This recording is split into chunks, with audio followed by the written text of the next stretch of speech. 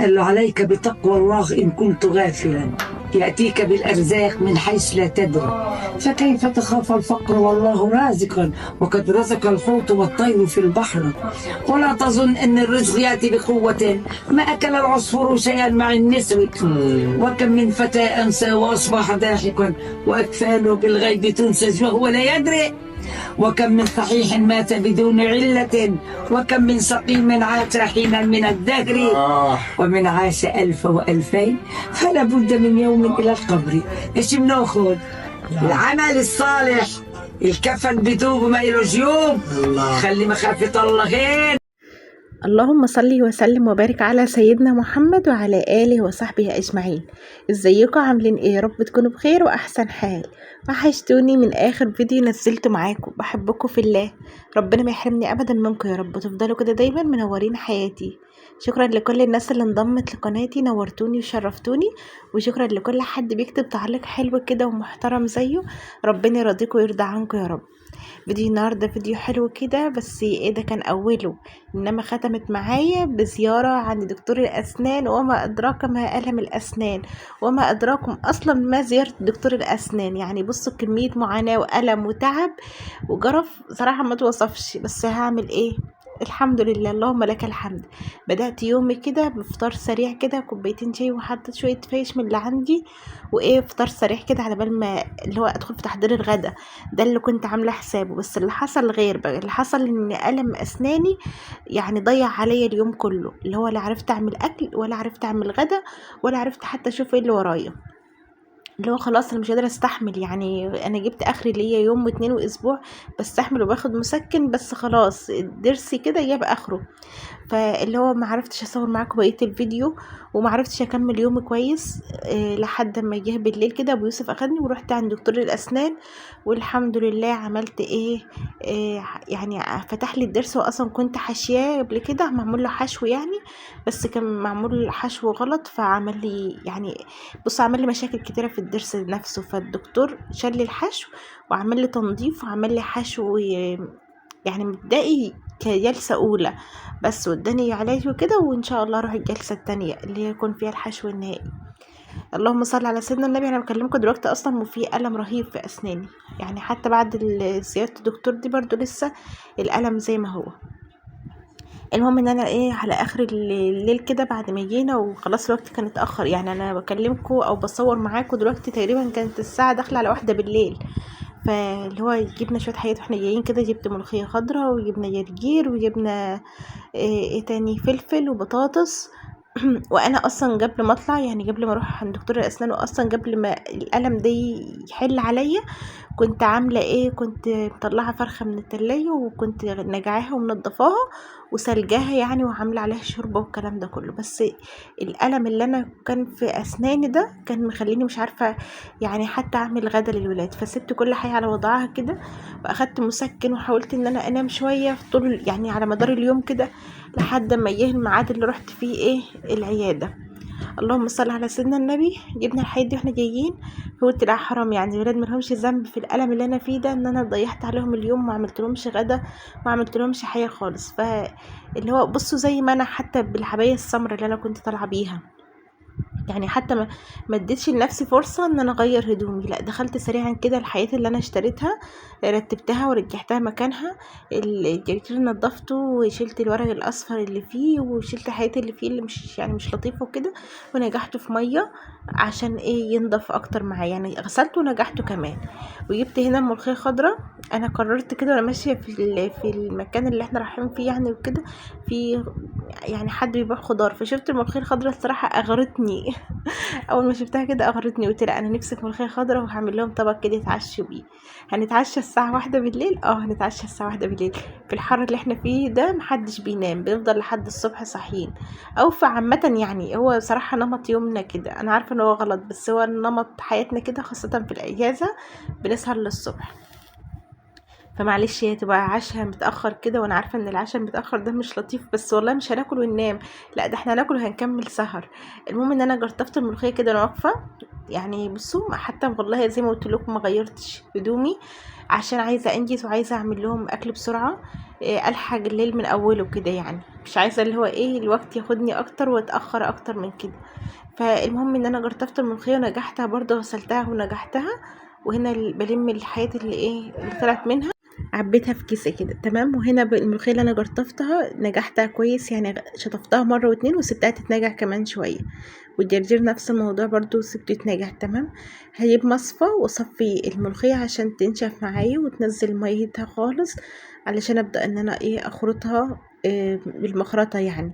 اللهم صل على سيدنا النبي، اللهم صل وسلم وبارك على سيدنا محمد وعلى آله وصحبه أجمعين. ادعوا لي كده ربنا يهون عليا الألم ده. أنا عايزة أقول لكم بالرغم إن ده يعني الدكتور عمل لي تنظيف والكلام ده كله وحشالي الضرس، بس حاليا هو مفتوح، الضرس كله مفتوح لأن الحشو اللي محطوط فيه حشو مؤقت، بس لسه الألم فيه. يعني نفسي أخلص من ألم الأسنان ده غير طبعا ان انا بايه يعني بيوسف بيقطم فيها في الكلام، اللي هو كل شويه تستاهلي تستاهلي عشان انت ما بتاكليش بيض، عشان انت ما بتشربيش لبن، عشان انت ما بتاكليش فاكهه. كل الالم اللي في اسنانك ده اللي ما بيخلصش بسبب الحاجات دي كلها. يعني بصوا مش عارفه الاقيها منين ولا منين. المهم كده ايه صفيت الملوخيه كده تنزل ميتها، عشان لما اخرطها بالمخرطه كده تبقى يعني ايه ناشفه معايا. وابو يوسف كان طلب مني كوبايتين شاي كده اعملهم له سريعا، فايه جبت كده الصينيه وبدات ان انا اظبط لهم يعني الشاي والسكر. وكنت مشغله الكاتل يعني علشان الحق كده اعمل له بسرعه، وكمان عايزه انجز واعمل، لان كانت عندي رودي فاصله عايزه تنام، فقلت الحق ان انا ايه قبل ما تنام كده تاكل معانا.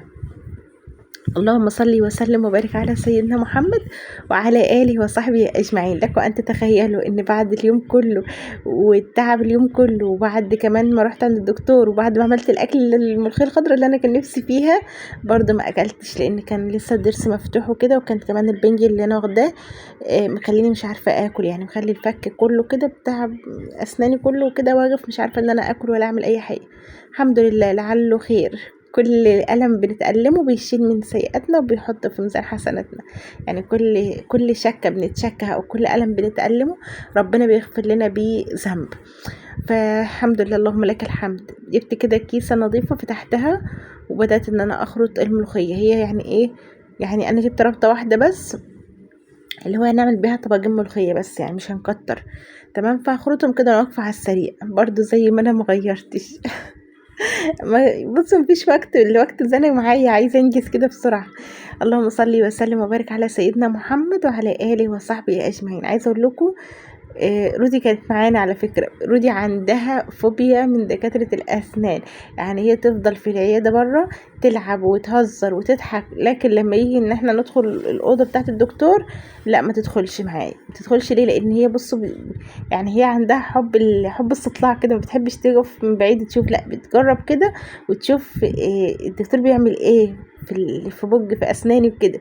فتشوف الحاجات دي بتبص يعني بتسمع معاها وبتحفظها والمنظر نفسه عامه. فلما تروح البيت تفضل تقول يا ماما الدكتور فتح لك سنتك ومش عارفه عمل لك ايه وعمل لك ايه، تفضل تشرح الحاجات اللي حصلت، تفضل يومين 3 ماسكه في ذاكرتها. فاللي هو المره دي خليتها في العياده بره بتلعب، يعني مع في اولاد كانوا جايين مع مامتهم وكده، فكانت بتلعب بنات وكده، كانت بتلعب معاهم وما دخلتش معانا اوضه الكشف خالص.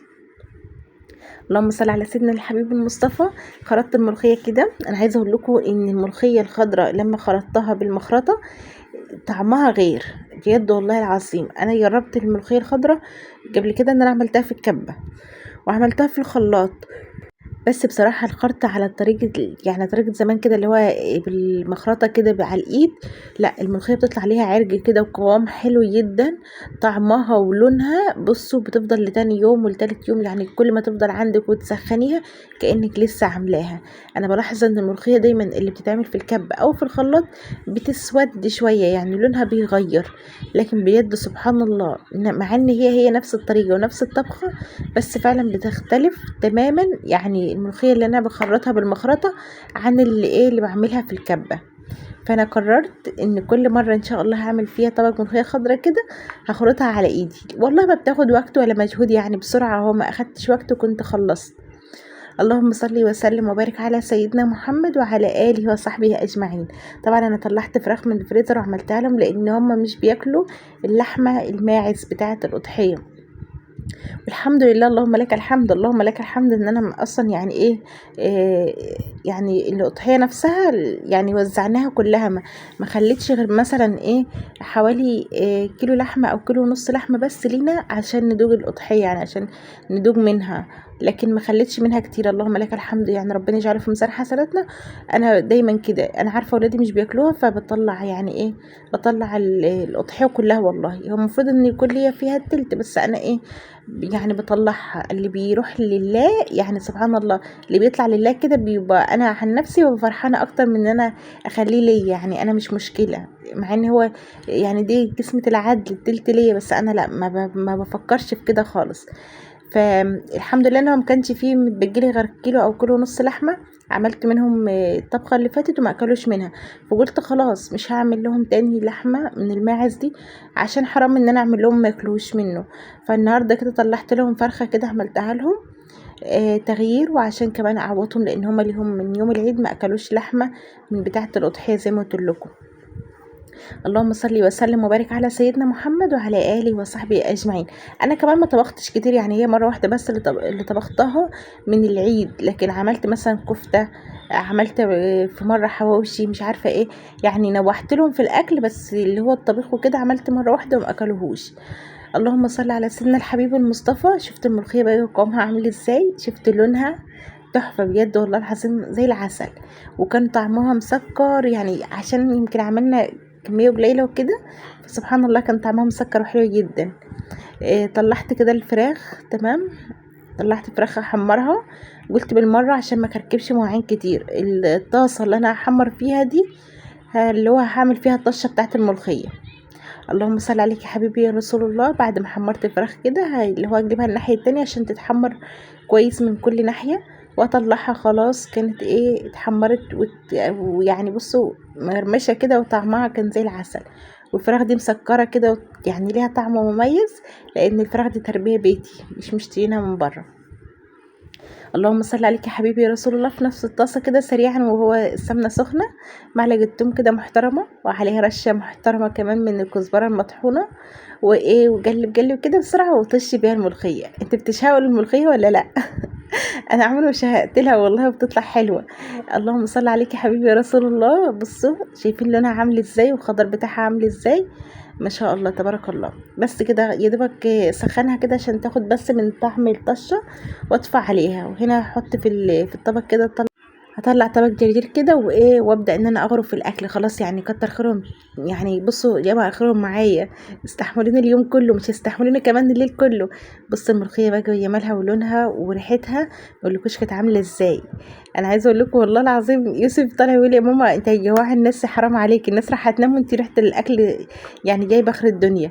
وكمان طلعت كده شوربه، والفراخ اللي متحمره ومخلل اهو وايه، والجرجير زي ما انتم شايفين. بألف هنا وشفا ليهم، مطرح ما يسري يمري زي ما بقول كده. وبألف هنا وشفا لكل حد بيشوف الايه الاكل بتاعي، وكل حد بيجرب اكلاتي او بيتحمس كده ان يعمل اكله، وبفتح نفسه على اكله معينه.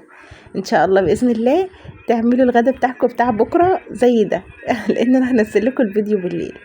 المهم ده تاني يوم بعد ما اكلنا طبعا، وبعد يعني بعد ما اكلوا كده وانا فصلت، ما قدرتش ان انا اعمل حاجه تاني. كان في مواعين بتاعت اليوم كله في الحوض، فقلت لا مش هينفع ان انا استنى عليها اكتر من كده. فرحت يعني اول ما صحيت كده استعنت بالله، طبعا صليت الصبح، واول حاجه عملتها دخلت على المطبخ على غسيل المواعين. قلت لما اغسل مواعين وافضي الحوض تمام، عشان ابقى مطمنه ان الشقه كده نظيفه. يمكن تاني يوم كان الالم خف شويه، بس لسه مش عارفه اكل على فكره. فلسه ان شاء الله لما اروح الجلسه التانية واقفل الضرس كله، فيمكن ربنا ان شاء الله يزيح عني واعرف اكل كده والامور تبقى ظابطه معايا. اللهم صل وسلم وبارك على سيدنا محمد وعلى اله وصحبه اجمعين. طبعا بصوا يعني ربنا يجيرنا من الم الاسنان، الم الاسنان صعب جدا، فوالله واحد غصب عنه، مش بإرادته والله، ان هو كل شويه اسنانه تتعبه وكده، بس والله غصب عنه. اللهم صل عليك يا حبيبي يا رسول الله. المواعين طبعا دخلت كده على غسيلها، غسلت الكوبايات وشطفتها عشان افضي كده واساعد نفسي ان انا ايه اخلص اول باول والامور تبقى سريعه معايا. وبعدين دخلت على المواعين نفسها، طبعا مواعين يوم كامل ده غير برضو الحلة، يعني الحلل او الحلتين اللي انا كنت عاملة فيهم العشاء بتاع بالليل، اللي هو فيها واحدة فيها ملوخية واحدة فيها شوربة. فطبعا بعد ما اكلنا بالليل خالص رحت ايه بوجه الاكل اللي كانت يعني فايضة معانا. إيه كان متبقي معانا ملوخية وشوربة، فضيتهم في علب تلاجة وحطيتهم في التلاجة نفسها عشان افضي المواعين اللي استعملتها. بس كده وايه، والحمد لله يعني اللهم لك الحمد. برضو الواحد مهما كان في عز تعبه يعني محتاجش لحد، الحمد لله اللهم لك الحمد. ربنا ما يحوجنا لحد ابدا يا رب كده، ويعيننا ويقوينا ويدينا الصحة، ونشوف دايما ايه بيتنا وشغل بيتنا وما نقصرش معاهم ابدا، اللهم امين. بص انا اصلا بحب ايه حتى لو في الم ان انا استحمله، ما وروش للي قدامي. يعني حتى ولادي في عز الالم اللي انا فيه ما بيلهمش ان انا متألمة او كده. انا استحمل مع نفسي كده وعادي. حد عايز ياكل او بعمل له ياكل، حد عايز يشرب حاجه اعملها، ابو يوسف عايز مثلا عنده ضيوف عايز مشروبات وكده اعملها. فاللي هو باجي على نفسي، انا عارفه ان انا باجي على نفسي، بس هعمل ايه؟ مش مشكله. اللهم صل وسلم وبارك عليك يا حبيبي يا رسول الله.